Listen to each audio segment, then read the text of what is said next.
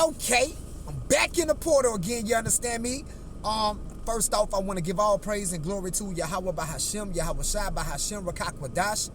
Yahweh is the true name of the living God of Israel. Yahweh Shai is the true name of the one that people ignorantly call Jesus. Reason is because the letter J was created in 1524, so we know his name couldn't have been Jesus, right? Because the Bible is way older than 1524. And Rakakwadash is the proper way that you say Holy Spirit in the ancient language, which is the Paleo-Hebrew.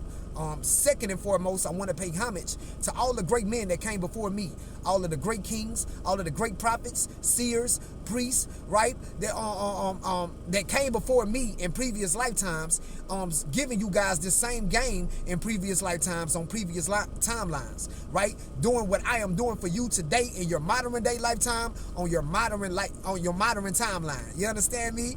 Yeah. Gotta pay homage to those great men. Me, first, I want to say, if you guys watched my lesson yesterday, hopefully this video doesn't do it. I'm calling something out already from the jump, in case he want to play with my video. Yesterday he played with my video, on part 1. It was choppy, right? If you just go back, if you go to part 1, you can start the lesson at 7 something. I think it's 7:20, if I'm not mistaken, and that's where the lesson really starts. What Satan had in mind was he thought that if he messed my lesson up and chopped it up like he did from the beginning to the middle, you guys weren't gonna want to listen to the lesson. You was gonna think that the whole lesson was like that, right? He's a great opposition. I gotta give it to him. Shout out to him. You understand me? But yeah, man, we are back in the portal again. You understand me? This lesson today, though, it came about kind of weird. I didn't have plans of giving this lesson today. Matter of fact, this lesson is something that I have previously even spoken about numerous of times. I'm probably in different videos, but I've never really just done an exact lesson on it. But the way it came about, because I wasn't even going to do this, I was talking to my homegirl, man, Miss Richardson, right? And I was telling her about the lesson I did yesterday. And I was like, I had a profound, epiphany of like why I'm single, right? And if you haven't watched the lesson, my epiphany was I don't want to be responsible for women that I'm not meant to be responsible for, right? So she was like, I say, yeah. I say, man, I don't want to, be responsible for no woman. You know what I'm saying? Especially when, as the video explains, if you go and watch it, if she doesn't respect my word as law or understand why I'm responsible for her as a man, right? And just to give a briefing, I even broke down to her that I was like, look, if somebody came and punched you in your face, right, the guy that you with, you gonna expect for him to do something about it. I was like, but if your significant other, which is a man, if he get punched in the face, I guarantee you, he ain't gonna want you to jump in. Even if you do jump in, that's not his main thing. His main thing is to get you out the way and to make sure that you're safe. We think two different ways, right? And the reason why he thinking like that, because it's his masculinity, it's the man inside of him that understands that he's responsible for you because he consider you as his property, okay? But when you're dealing with women today that don't want to look at themselves or observe themselves as being property to men, right? Or belong to men, right? Chaos comes. Right? And a man ends up looking foolish when he takes on a responsibility for a woman that in her mind, in her soul, in her spirit, she knows she don't fully belong to him. But as we talking, right, we jump into what makes that connection, right? And I was like, shit, I say, look, I'm going to use your sons for instance, right? I say, if one of your sons ended up fucking a prostitute, I say, do you think they're responsible for that woman?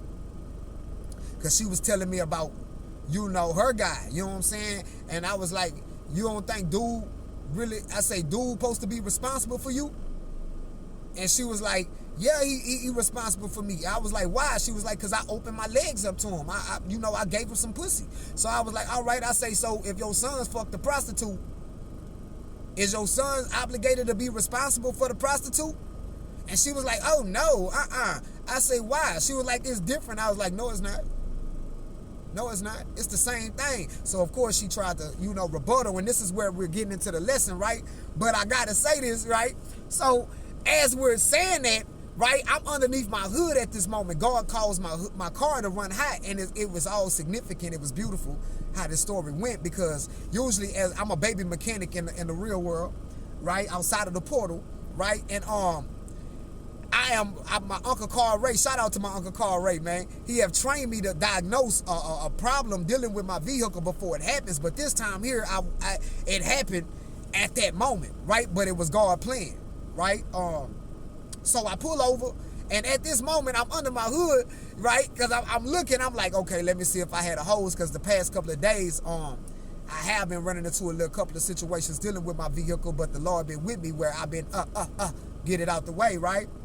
All by His grace. This is what semen retention does. Any other time when I was off of SR, I probably would panic. But by me being on SR, I really don't panic at all. I just get to it, no matter what the situation is. It was storming yesterday in Dallas, Texas. I had to fix my belt on my alternator. Didn't give a fuck. Semen retention, right? But at this moment, as I'm checking out to see like what's going on, like, let me see what's going on. My stick to my vehicle, to my hood, is on the other side of me in the direction that I'm looking at. So I know what's about to happen. I didn't do, right? So as I'm talking to her, I'm like, yeah, I'm looking. I'm like, but I got my head down. I'm looking. I'm like, yeah. I'm like, but if you feel like that, I say, the reason why you feel like that, I say, you can't feel like that about your sons. I say, you know why? She's like, why? I say, because sex is a covenant. Y'all, why the hood dropped on my head? Boom! The hood dropped on my head. Boom! So I'm like, God damn! I'm like, fuck! So I get back in the car, I'm like, man, I'm gonna leave this shit alone right now, you heard? So I get back in the car, and as I'm sitting in the car, I'm rubbing my head like this. I'm like, damn, that bitch fell on me hard. I'm like, how the fuck that happened? I'm like, man, I know I got the stick up there. So as I'm sitting up, looking like Simba, when the monkey came and hit Simba on the head, remember, right? I'm sitting up, and I'm like, you know what? That's a lesson. That's my lesson for today. Sex is a covenant, right? And I was like, yeah. So I went to formulate it. Me and the chat, we went to formulate it. Bing, bing, bing, bing, bing, bing, bing, bing, bing, bing, bing. Right? So it didn't even dawn on me, the hood situation, until I got it formulated. And when I got done, she was like, what are you doing? You quiet. I was like, man, I'm formulating my lesson right now. I'm like, hold up, be cool. I got you. I said, I'm still here. So when I got done, I thought about the moment, and I laughed. I was like, bruh, I say, God is funny. She was like, what you talking about? I say, man, before I came with this lesson, right? I said, God had the hood slam on my head when I said what I said. I say, because He would let me know, like, that's it right there, fool. Fuck that other lesson you were gonna do. That's the one I want on the earth. That's the lesson I want you to do, right? So we gonna get into it, right? And it's something about sex that God is very, especially in our time, God is very, like, he not playing about it, right? Because we've been playing about it, and this is all because, and I spoke on the 60s and 70s yesterday with Dr. Martin Luther King Jr. and Malcolm X. If you go back on that lesson from yesterday on part 1, the part where I'm telling you to start from, that's when I go in on that lesson with Dr. Martin Luther King Jr. and Malcolm X. Those two great brothers. May peace be upon their life and the afterlife. You understand me? But God, and when I spoke about the 60s and 70s, I spoke on feminism, but it was something I didn't speak on yesterday, but it wasn't meant for me. It was meant for me to do it today. Another thing outside of feminism that walked with feminism, right? Because what Dr. Martin Luther King Jr. realized was the civil rights movement, right, was infiltrated. And shout out to my brother Kendrick Barrett, because he said something that was remarkable. He say, Taz, it wasn't infiltrated. He was part of the problem with the civil rights movement. That's why Malcolm got on him, because Malcolm knew he was with the shits. I say, yeah. I say, but you know, I say, at the time, I say, when it got infiltrated, what I mean by it was infiltrated, everybody went to riding off of the civil rights movement when King only had in mind at first was economic stability for the Negro, right? So now with the civil rights movement, now you got sexual revolution, feminism, women's rights, right? You got all these, now even in our time, we got the LGBT community. We got the Latino community. We got all these people riding off of a banner that the United States government intentionally did, right? To get away from reparations to the Negro. Yeah, I talk that shit today. Yeah. That's why y'all need us. You can't shit on us when you need us. But what happened with the sexual revolution, when the sexual revolution came, right, it came hand in hand with feminism, right? It was a lot of fucking going on in the 60s, right? It was a lot of fucking going on in the 70s. And the fucking elevated in the 80s. And the fucking went to a major degree in the 90s. And by the time the early 2000s got here, everybody was fucked out the game. Where now we're dealing with a population of individuals who are deregulated and hypersexualized. But what we didn't understand, and what those in that time frame didn't understand about sex in that time frame, was that they got away from the divine order on how God looked at sex, right? And this was the plan of the United States government. That's why it came with feminism, and that's why it came with the sexual revolution, right? Same trick in the garden. Use the woman, right? But we're going to start with the order, right? We're going to start with the lesson today. Let me get it right. Let me get it right.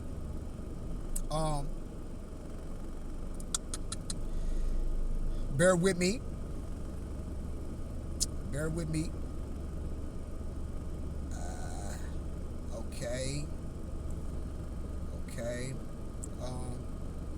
Okay, here's my lesson. All right. And the lesson for today is sex is a covenant, right?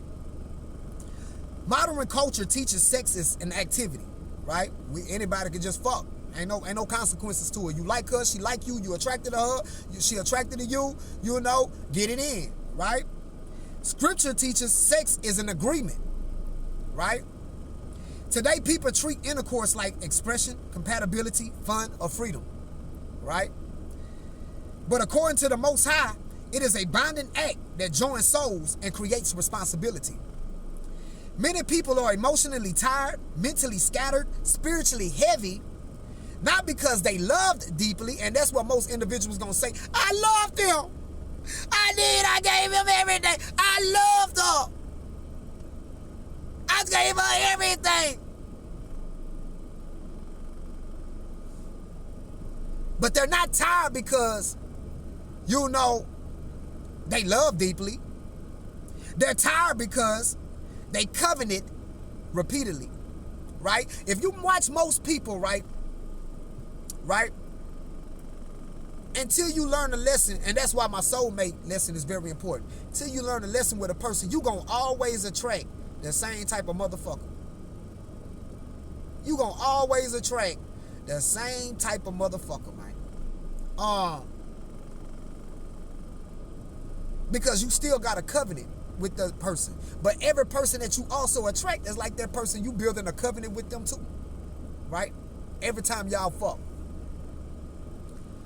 Let's get into it. The first marriage was not a ceremony, right? The very first marriage upon the earth, Adam and Eve.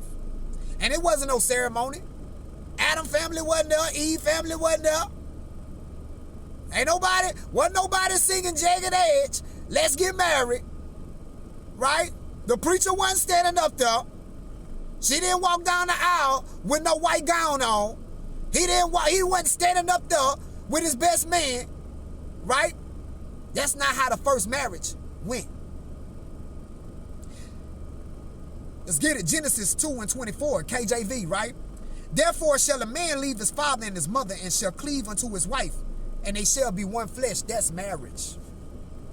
See, the moment that Adam and Eve fucked, in God's eyes, they were married at that point. And that goes for every last one of us. Every last one of us. No contract, no government, no witnesses.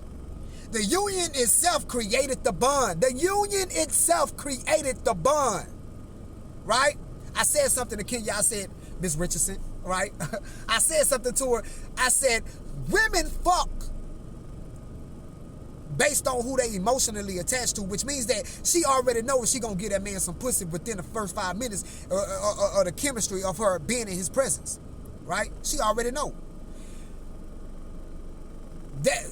But that's why we get on women's ass when we find out they cheating, because we know in order for you to give that man some pussy, you was emotionally attached to him in some form. But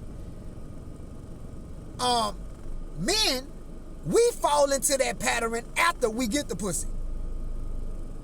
You understand me? That's when we fall into that sentiment after we get the pussy. That's why if you're a woman, I'm about to give you some game out there. If I ain't never said it on another video, if you want to get anything out of man, you feel me? Your best out is not to get it from him before you give him some pussy, right? You want anything out that man, give him some pussy and you'll get it from him. The game was given with King Solomon. You right? And for my men out there, I'm giving you game too, because that's what you need to watch out for. As men, we discuss with each other, stop thinking with your lit head and start thinking with your big head. That's what we talking about, right? Because what's going on and what has been going on, thinking with our little head, and she thinking off an impulse, just like us thinking with our little head, we're creating covenants with people that really we ain't supposed to have covenants with. Yeah, I'm talking that shit today. Talking that shit today. You understand me? Let me get it. Get back to my lesson. Bear with me. Where was I at? Right here. Right here. One flesh is literal, not symbolic. Right? So a lot of people, you know, I know especially Hebrew Israelites, right? A lot of them always like, that's a symbolic meaning. Nah, this not symbolic. Right? A lot of preachers will say that. The union, brother. See, you got to marry that girl. I might have already done married her when I put that dick in her. Right? But we look at we have been misdefining the term fornication. That's why we can't understand the covenant of sex, because we've been misdefining the term fornication. Right? Fornication is another term that means the same as adultery. When as a man, you fucking a woman that belonged to another man. It's just a new terminology. It's just the New Testament terminology. Many lessons I've said that before. I had to say it again on this one. But one flesh is literal, not symbolic. 1 Corinthians chapter 6, verse 16, KJV. What? Know ye not that he which is joined to an harlot is one body? For two, saith he, shall be one flesh. Right? That's why I brought up the analogy to Kenya, Miss Richardson, right? About her sons. And I used her sons and not me, because I know a mother's love for her sons. She always gonna want the right thing for her sons, right?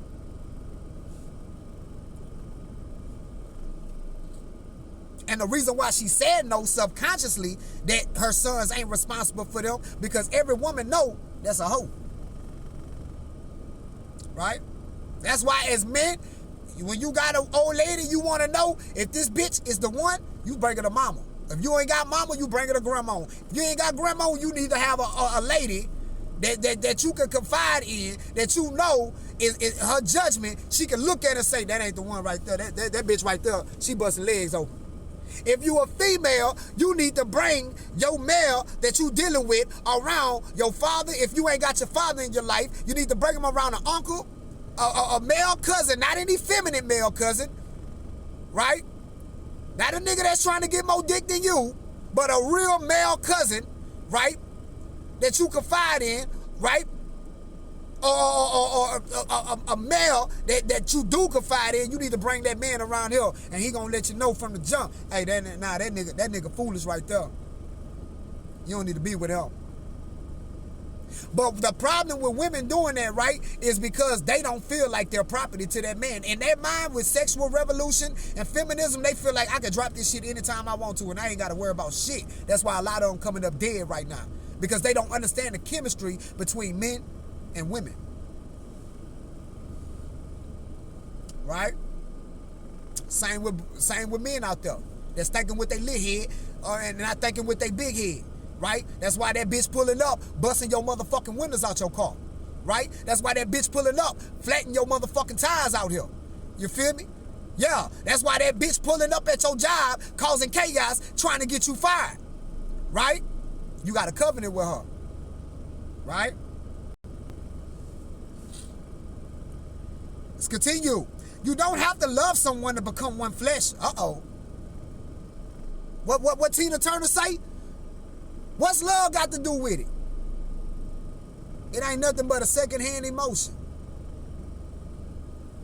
My homeboy KB, Kendra Berry, he say the woman so cold, the reason why she the coldest creature, she could give you some pussy and no, she got a wall up.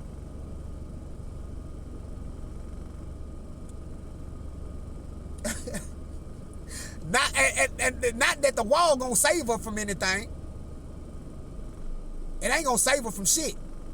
But just the fact that she's so cunning to even attempt it. Right?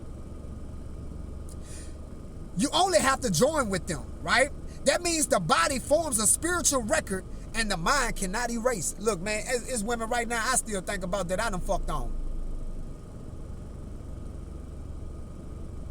And if you got more than one body under your belt, as a man and as a woman, right? It's motherfuckers that pop up in your mind that put it in your motherfucking life that you think about, right? Yeah, that's a covenant, right? This is why people stay attached to toxic partners, right? Dream about former lovers. Compare spouses to past partners, right? I'd have been in that situation so many times, right?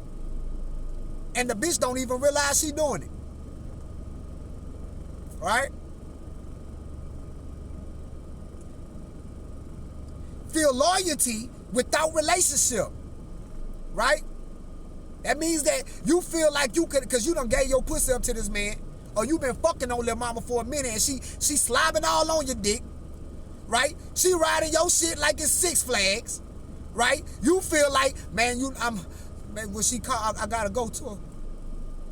You started off in your mind, you know, I ain't taking that bitch serious. I ain't fuck that bitch. You started off in your mind, man, I don't give a fuck about a nigga.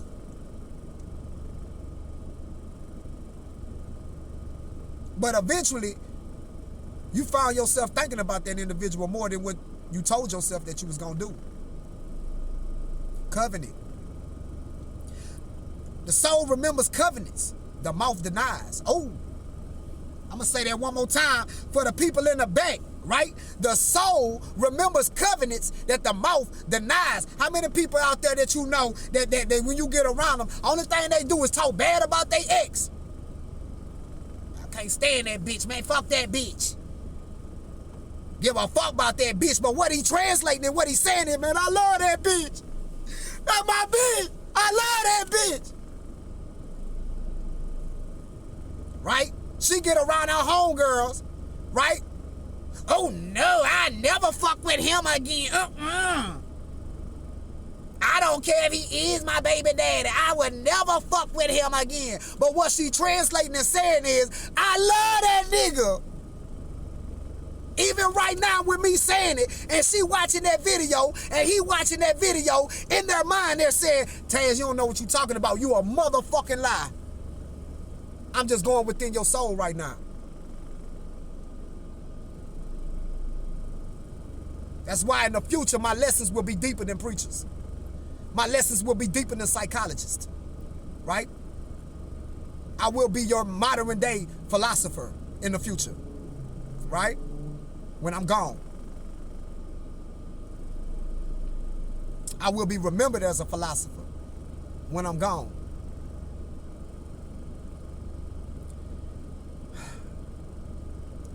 Let's continue. Responsibility always followed intercourse. Right? Let's get it. Exodus chapter 22, verse 16, KJV. Right? And if a man entice a maid that is not betrothed, which means that, you know, the word betrothed means he ain't put no dick in her. You know, he enticing her. She don't belong to him. He enticing her. He trying to get some dick in her. Right? And lie with her. He put dick in her. He shall surely endow her to be his wife. See, God wasn't playing that shit. See, God looked at men like, if you put dick in this woman, she belong to you, king. I don't want to hear that shit about, man, look, God, man, you know, I was just trying to feel the pussy, yeah? God ain't going for that. God, you know, she was just a little sneaking link in the nighttime, you understand me?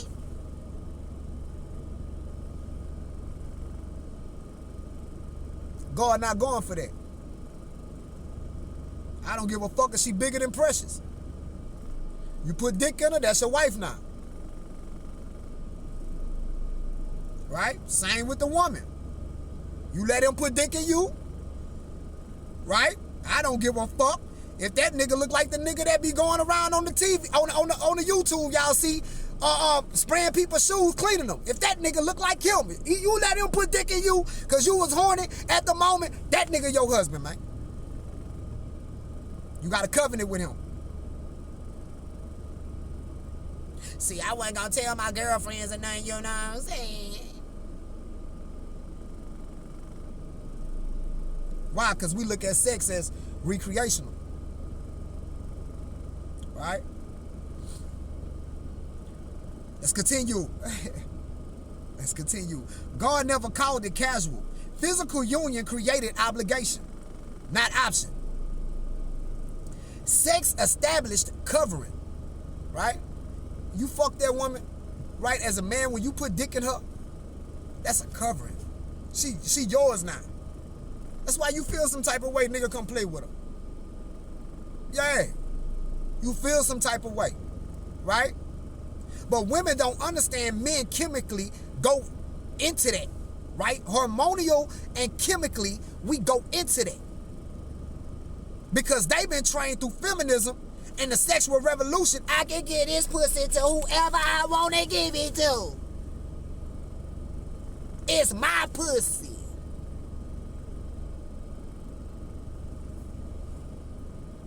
So when cuz show up at her job, ready to beat her motherfucker